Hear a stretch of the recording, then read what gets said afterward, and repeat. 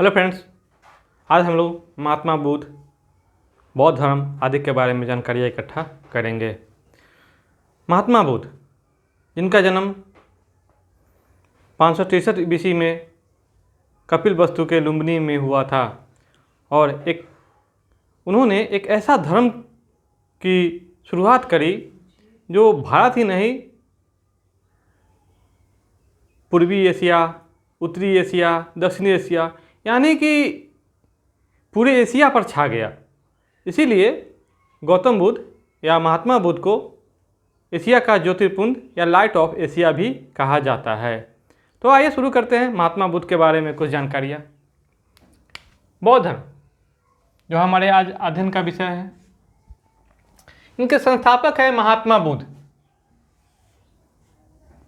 महात्मा बुद्ध इनका नाम पड़ा ज्ञान प्राप्ति के बाद, क्योंकि इनका बचपन का नाम क्या है? सिद्धार्थ। गौतम बुद्ध भी इनका एक अन्य नाम है जो गौतम गोत्र के नाम पर पड़ा हुआ है। गौतम बुद्ध किस गोत्र के थे? तो गौतमी गोत्र या गौतम गोत्र के नाम पर। बचपन का नाम क्या है? सिद्धार्थ, जिसका अर्थ होता है जो भी काम करे, कार्य करे, वो सिद्ध हो जाए। इनका जन्म 563 BC में यानी कि 563 ईसा पूर्व कपिलवस्तु के लुम्बिनी में हुआ था। पिता राजा शुद्धोधन कपिलवस्तु के राजा थे और जो शाक्यगण के मुखिया थे। ठीक है। माता महामाया एक कोलई वंश की राजकुमारी थी। मौसी प्रजापति गौतमी, पत्नी यशोधरा, पुत्र का नाम राहुल, जिसका अर्थ होता है एक और बंधन।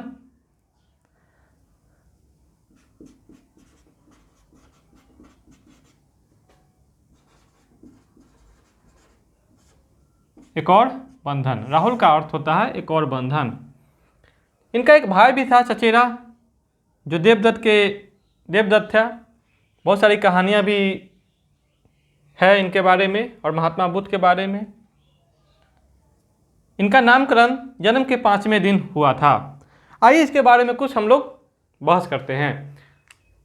गौतम बुद्ध यानी कि महात्मा बुद्ध, महामाया को जब प्रसव का समय आया तो हमारे समाज में क्या है कि प्रसव के कुछ दिन पहले महिलाएं अपने मायके चली जाती है। तो ये अपने मायके जब जा रही थी तो रास्ते में ही कपिलवस्तु के लुम्बिनी जंगल में पहुंचते ही इनको प्रसव पीड़ा शुरू हो गई और वहीं पर गौतम बुद्ध यानी कि महात्मा बुद्ध का जन्म हो गया। कहते हैं जब जन्म हुआ तो वह आम के पेड़ के नीचे था। यानी कि महात्मा बुद्ध का जब हम लोग अध्ययन करेंगे तो यह देखेंगे कि उनका जन्म या ज्ञान किसी नदी किनारे, किसी वृक्ष के किनारे, यही उससे संबंधित रहा है। तो आम के पेड़ के नीचे महात्मा बुद्ध का जन्म हुआ। कपिलवस्तु के जो राजा शुद्धोधन थे, उन्होंने अपने बेटे की खुशी में नामकरण के लिए उनके जन्म के 5वें दिन एक समारोह रखा, जिसमें ब्राह्मणों लोग को बुलाया गया। लेकिन एक आसित नाम के ऋषि थे, उन्होंने भविष्यवाणी कर दी कि ये जो भी काम करेगा वह सिद्ध होगा। जैसे कि अगर ये राजा बनते, राष्ट्रीय दुनिया में आते, तो भारत के चक्रवर्ती सम्राट बनेंगे, और नहीं अगर यह सन्यासी बनेंगे तो यह एक महान सन्यासी बनेंगे जो लोगों को रास्ता दिखाने का काम करेंगे। तो इनकी भविष्यवाणी जैसे हुई थी, उसी प्रकार ब्राह्मणों ने भी यह बात कही। इसीलिए इनका नाम रखा गया सिद्धार्थ, यानी कि ये जो भी काम करेंगे सिद्ध हो जाएंगे। ठीक है।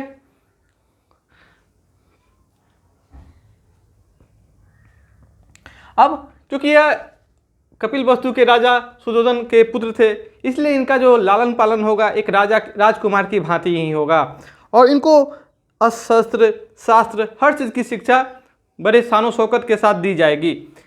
लेकिन यहाँ पर महात्मा बुद्ध का के बारे में जो भविष्यवाणी की गई थी ब्राह्मणों द्वारा, ऋषियों द्वारा, यह राजा शुद्धोधन को खल रहा था। यही कारण है कि उनको ज़्यादा से ज़्यादा सुख सुविधा का ख्याल रखा जाएगा कि महात्मा बुद्ध यानी कि सिद्धार्थ संन्यास की ओर अग्रसर न हो, आकर्षित न हो। लेकिन सिद्धार्थ जब बच्चे लोग खेल रहे होते थे बचपन के समय में, तो सिद्धार्थ किसी जामुन के वृक्ष के नीचे, एक जामुन का वृक्ष था, उस जामुन के वृक्ष के नीचे बैठ के कुछ सोच में मग्न रहते थे। उनको शिक्षा दीक्षा भी दी गई, उनको घुड़सवारी की शिक्षा भी दी गई, तलवार चलाने की भी शिक्षा दी गई, सब में निपुण भी निकले। लेकिन उनका जो स्वभाव था बड़ी ही रोचक था। कहते हैं जब घुड़सवारी के समय आता था तो इनका घोड़ा सबसे आगे रहता था घोड़दौड़ में, लेकिन जब घोड़ा के मुंह से झाग निकलने लगता था तो इनको लगता था कि घोड़ा थक गया है। यही कारण है कि घोड़ा को रोक देते थे और मैंने जीता हुआ खेल हार जाते थे। इनको न दूसरे को हराना पसंद था, न किसी को कष्ट देना पसंद था, भले ही खुद हार जाए, ये इनका स्वभाव था। और इसे राजा सुदर्शन को क्या होता था? दुख होता था, क्योंकि इकलौता पुत्र थे। तो उसके लिए तरह तरह के हर मौसम के अनुसार उनके लिए महल का भी निर्माण कर दिया गया था, ताकि इनको किसी प्रकार की सुख सुविधा में कमी न हो। और आपको जब इनकी 16 वर्ष की आयु हुई तो एक खूबसूरत कन्या यशोदा से इनकी शादी भी कर दी गई। और कहते हैं ये कुछ दिन अपने पत्नी के मुँह पास में बंधे भी रहे और इनसे एक राहुल नाम का पुत्र भी जन्म हुआ। कहते हैं जब इनके पुत्र का जन्म हुआ तो इनको गोद में जब पुत्र दिया गया तो इनका मुंह से अचानक निकल पड़ा राहुल। इसका अर्थ होता है एक और बंधन, यानी कि वो सोचे कि एक और बंधन। राजा सुदर्शन अपने पुत्र को राष्ट्रीय दुनिया में लाने के लिए उनके नगर भ्रमण के लिए भेजा। कहीं नगर भ्रमण जाएंगे तो क्या होगा? क्योंकि राजकुमार अगर किसी नगर का भ्रमण करेंगे तो लोग उसकी जय जयकार करेंगे, उसका आदर करेंगे, सम्मान करेंगे, तो इस इरादे से भेजे। लेकिन जब नगर भ्रमण करने को निकलेंगे सिद्धार्थ, उनकी जिंदगी पलट जाएगी, क्योंकि वो 4 दृश्यों को देखेंगे। कौन कौन सा दृश्य? आइए हम लोग देखते हैं। 4 दृश्य देखेंगे, जिसमें पहला होगा बूढ़ा व्यक्ति, दूसरा होगा बीमार व्यक्ति, तीसरा होगा शव, चौथा होगा सन्यासी। कहते हैं जब उन्होंने सबसे पहले बूढ़ा व्यक्ति को देखा जो काफ़ी जर्जर अवस्था में थे, किसी प्रकार एक लाठी के सहारे चल रहे थे, तो इन्होंने सवाल किया, इनके दिल में सवाल उठा मन में कि आखिर व्यक्ति इतना बूढ़ा क्यों हो जाता है, असह्य क्यों हो जाता है कि इसे लाठी के बल पर चलने के लिए मजबूर होना पड़ रहा है, यानी कि दूसरे के सहारा लेना पड़ रहा है। ठीक है, इनके दिल में बैठ गया। फिर दूसरा व्यक्ति देखे कि बीमार व्यक्ति है, जिस दूसरे के सहारे 2 व्यक्तियों के सहारे चल रहे हैं, शरीर जर्जर हो गया है, पेट निकल गया है, पूरा शरीर पीला पड़ गया है, यानी कि वो भी असहाय था। तो फिर इनके दिमाग में सवाल गुंजा कि आखिर आदमी बीमार क्यों होता है। ठीक है, फिर देखे एक शव को जाते हुए देखे, जिसके पीछे आदमी, उनके परिजन लोग रो रहे थे, कान रहे थे, छाती पीट रहे थे, कोई अपना बाल नोच रहा था। फिर इनके दिमाग में सवाल कौन रहा कि आखिर क्या है मोह पास है और इतनी जल्दी आदमी मर क्यों जाता है। फिर अंत में एक सन्यासी देखे जो एकदम, उसके चेहरे पे एक मुस्कान थी, एक मुस्कान लगा कि हाँ यह कोई मोह पास में नहीं बंधा हुआ है, यह स्वतंत्र है, जो इनको अच्छा लगा। तो इनके लगभग सारे सवालों का जवाब धीरे धीरे मिलना शुरू खुद हो गया, क्योंकि खुद आत्ममंथन करते थे। यही आत्ममंथन इनको क्या करेगा? संन्यास की ओर अग्रसर करेगा। कहते हैं महात्मा बुद्ध जब नगर भ्रमण के बाद वापस अपने महल में आए तो यह पता आपको राजा सुदर्शन को चल गया कि उन्होंने ऐसा ऐसा दृश्य देखा है। तो राजा सुदर्शन ने उनके लिए और भी सुख सुविधाएं की बढ़ोतरी कर दी।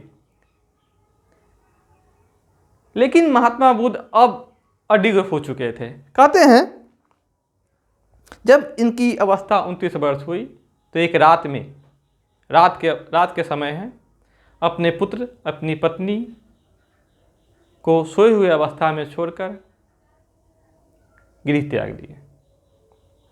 जो बौद्ध इतिहास में, बौद्ध धर्म में महाभिनिष्क्रमण की संज्ञा दी गई है, जिसे महाभिनिष्क्रमण कहा गया हुआ है। अब आइए, वह किस घोड़े पर गए, किस सारथी, कौन सारथी उनको अपना राज पार कराया। तो ये है, ये 29 वर्ष की अवस्था में क्या किए, गृह त्याग किए। ठीक है। जिस घोड़ा पर गए थे, रथ पर जो घोड़ा लगा हुआ था, उस घोड़ा का नाम था कंठक और सारथी का नाम था छंदक या सौम्य। ठीक है।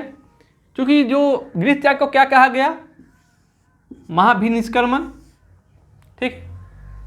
और अनोमा नदी के तट पर जाकर इन्होंने अपना सर मुड़वाया और गेरुआ वस्त्र धारण किया। राष्ट्रीय पोशाक हटा के गेरुआ वस्त्र धारण किया और सिर मुड़वाया।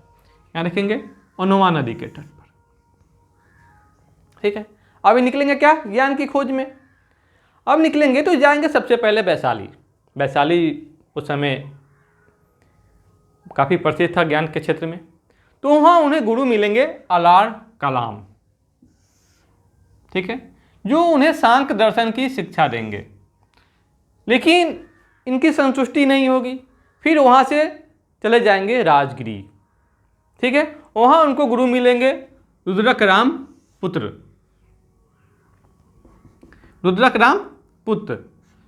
जो राजगिरी में होंगे। उनसे योग की शिक्षा लेंगे। ठीक है।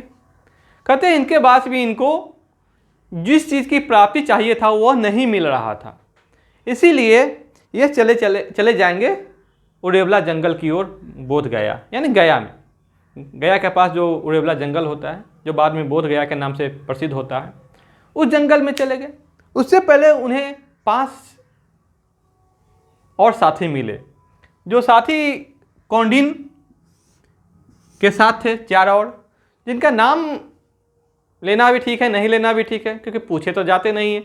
लेकिन कौंडिन उनके साथियों 5 ब्राह्मणों में सबसे फेमस थे।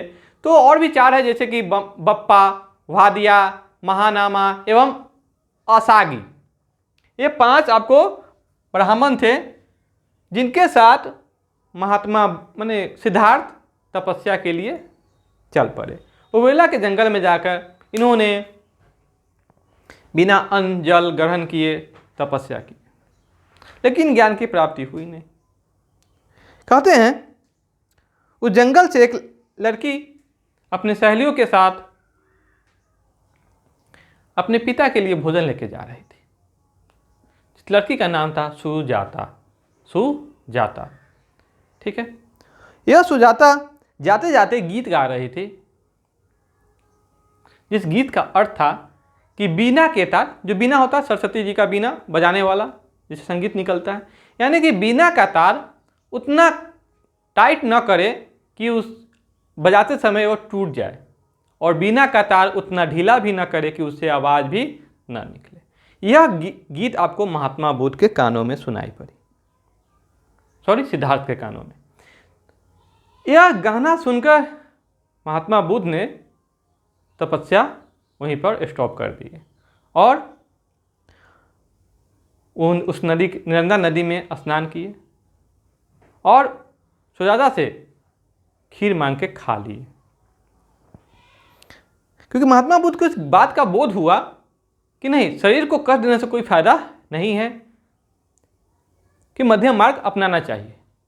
कहते हैं इतिहासकार, आजकल के बहुत सारे इतिहासकार महात्मा बुद्ध का अगर ओरिजिनल गुरु मानेंगे तो सुजाता को ही मानते हैं, क्योंकि देखा जाए तो ज्ञान की प्राप्ति उनको कहाँ से मिल गई, सुजाता से। जब महात्मा बुद्ध ने आपको सुजाता से खीर मांग के खा लिए, तो जो 5 ब्राह्मणों का यह समूह था, इन्होंने इन्हें कपटी समझा और इनका साथ छोड़कर चल दिए। कहाँ? साथ छोड़कर चल देंगे ऋषिपत्तनम, जो सारनाथ के नाम से फेमस होगा। ठीक है। अब महात्मा बुद्ध अकेले पड़ गए। इन्होंने थोड़ा सा सोचा समझा और फिर नर्मदा नदी में स्नान किए, निरंजना, और पीपल के वृक्ष के नीचे, जो बाद में बोधि वृक्ष के नाम से प्रसिद्ध हुआ, वहाँ पर आसन ग्रहण करके बैठ गए। 6 वर्ष की तपस्या के बाद इन्हें ज्ञान की प्राप्ति हो गई। वैशाख पूर्णिमा की रात को इनको ज्ञान की प्राप्ति हो गई। देख रहे हैं, बोध गया। जहाँ ज्ञान की प्राप्ति हुई वो स्थान हो कहा गया बोध गया। और जिस वृक्ष के नीचे, जिस पीपल वृक्ष के नीचे ज्ञान की प्राप्ति हुई वो वृक्ष का कहला गया बोधि वृक्ष। ठीक है। ज्ञान की प्राप्ति के बाद जो निर्माण कहा गया, ठीक है, ज्ञान की प्राप्ति को कहा गया निर्माण। निर्वाण इसका अर्थ होता है दीपक का बुझ जाना, यानी कि जन्म मरण के चक्र से मुक्त हो जाना। ठीक है। निर्माण इसी जन्म में प्राप्त हो सकता है। अब यह देखेंगे, जैन धर्म में निर्माण क्या है? मृत्यु है। लेकिन बौद्ध धर्म में निर्माण क्या है? यह ज्ञान की प्राप्ति है, जो इसी जीवन में प्राप्त किया जा सकता है। बौद्ध धर्म में मृत्यु का मतलब हो जाता है महापरिनिर्वाण, जो अंत समय होता है। अब आते हैं, ज्ञान की प्राप्ति कहाँ हुई थी? उरेवला की जंगल में, जो वर्तमान में बन गया है बोध गया। गया के पास ही है बोध गया। ज्ञान की प्राप्ति हुई थी वैशाख पूर्णिमा की रात को। ये जो वैशाख पूर्णिमा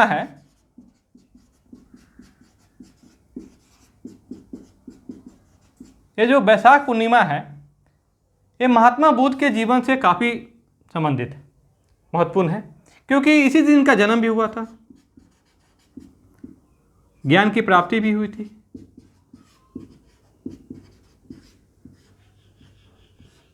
और महापरिनिर्वाण भी कर सकते हैं, महापरिनिर्वाण यानी कि मृत्यु। इस तीनों जो कार्य थे महात्मा बुद्ध से, जैसे जन्म, मृत्यु और ज्ञान की प्राप्ति, तीनों किस दिन हुए थे? वैशाख पूर्णिमा के दिन। इसलिए बौद्ध धर्म में वैशाख पूर्णिमा को काफ़ी महत्वपूर्ण माना जाता है। अब आते हैं पीपल के वृक्ष। किस वृक्ष के नीचे उनको ज्ञान की प्राप्ति हुई थी? तो पीपल के वृक्ष के नीचे। इसको ज्ञान की प्राप्ति के बाद क्या नाम दिया गया? बोधि वृक्ष। और वर्तमान में जो बोधि वृक्ष है वह 6ठी पीढ़ी का है। कौन सी पीढ़ी का? 6ठी पीढ़ी का। तो यहाँ देख लेते हैं, जैसे कि दो में क्या हो गया? आंधी तूफान से नष्ट हो गया। जो वृक्ष लगा, पीपल का वृक्ष जो बोधि वृक्ष है, वो आंधी तूफान से 2 बार नष्ट हुआ। ठीक है। एक अशोक की पत्नी, अशोक कौन? सम्राट अशोक, यानी अशोक महान सम्राट की अशोक की पत्नी कौन? तिस्य रक्षिता ने अशोक के बौद्ध धर्म के प्रति ज़्यादा लगाव के कारण उसे कटवा दिया था।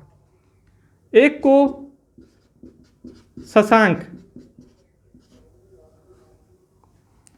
गौड़ वंश के शासक, बंगाल के शासक, जो शिव का भक्त था, शशांक ने किसका कटवा लिया? बोधि वृक्ष को कटवा दिया। देख रहे हैं, 2, एक 3, एक 4, और जो 5वां वंश था, 5वां पीढ़ी था, उसमें रोग लग गया, जिस रोग का नाम था क्रीमली रोग। वर्तमान में जो है वह 6ठा पीढ़ी का है, जो श्रीलंका से लाकर लगाया गया है। अब आते हैं, किस नदी के किनारे ज्ञान की प्राप्ति हुई? तो फल्गु नदी और या पुनपुन नदी, निरंजन नदी, फल्गु नदी, पुनपुन नदी।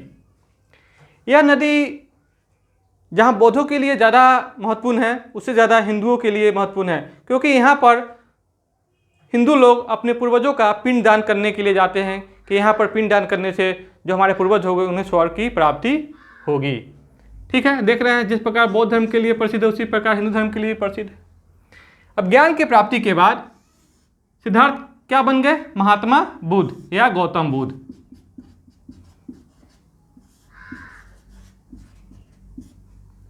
ठीक है। यानी कि अब नाम परिवर्तन हो गया। अन्य नाम भी है तथागत। तथागत का अर्थ होता है वैसे व्यक्ति जो गंतव्य तक पहुंच चुका है, माने सुख दुख के चरम से ऊपर उठ चुका है, वैसे व्यक्ति को कहा जाता है तथागत। यह महात्मा बुद्ध अपने लिए खुद ही यूज किए थे। ठीक है, अब आते हैं नाम परिवर्तन का सवाल बनता है, क्या नाम परिवर्तन से मन बदल जाता है या शरीर बदल जाता है या शरीर बदलने से कुछ होता है? तो यहाँ देखेंगे नाम बदलने से वास्तविक मन जो होता है वो बदल जाता है, पुरुष के लक्षण बदल जाते हैं।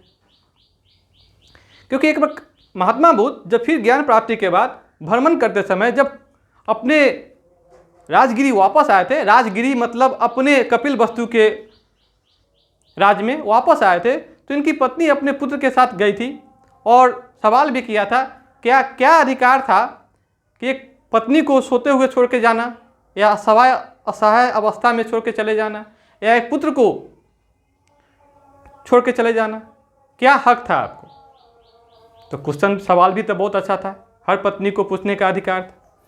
लेकिन महात्मा बुद्ध ने यहाँ पर जवाब भी दिए थे कि जो अपने पुत्र को छोड़ के गया, जो अपनी पत्नी को छोड़ के गया, उसका नाम क्या था? सिद्धार्थ। जो लौट के आया है उसका नाम बुद्ध।